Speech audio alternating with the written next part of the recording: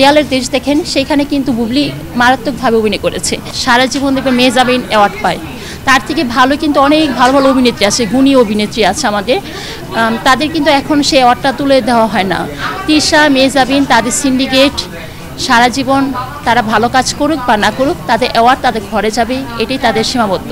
সেরা অভিনেত্রী ক্ষেত্রে মেহজাবিন আর তিশা সারা জীবন সবসময় তারা অ্যাওয়ার্ড পায়। তাদের কাজকে আজও দর্শক দেখেছে, তারা যে কাজে অ্যাওয়ার্ড পেয়েছে, মনোনীত হয়েছে, সেই কাজ কি আজও কোনো হলে চলেছে?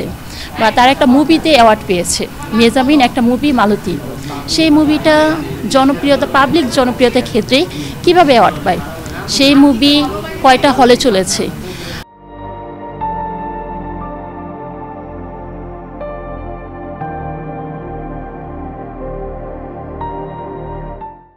সেই ক্ষেত্রে খুবই হতাশা।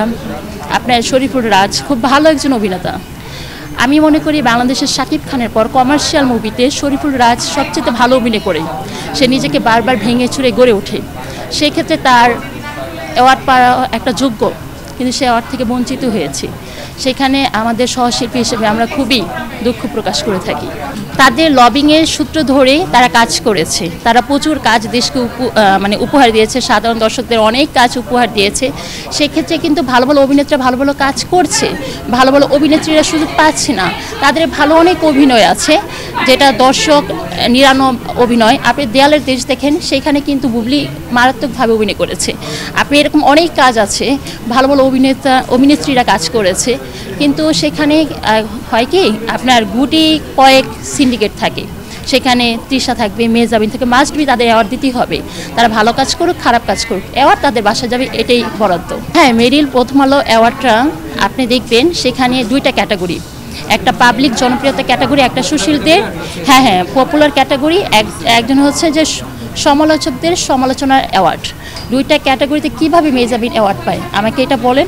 আপনি তার যে সিনেমাটা করেছে মালতী সিনেমাটা কতটা জনপ্রিয় হয়েছে, কয়েকটা জনপ্রিয় হলে চলেছে, আপনার নাম বলেন যে এটা কি আপনার সিনেপ্লেক্সের বাইরে কোনো পাবলিক, আপনার সিঙ্গেল স্ক্রিন ছাড়া কোনো হলে কি চলেছে? কেউ কি বলতে পারবে মালতী নামে একটা সিনেমা দর্শক দেখেছে, যে দর্শক তাকে ভোট করবে? এটা প্রতি বছর হয় কি, প্রথম আলো অ্যাওয়ার্ডটা আপনার যে পপুলার চয়েস, এটা দর্শকটা বিভ্রান্ত হয়ে যায়।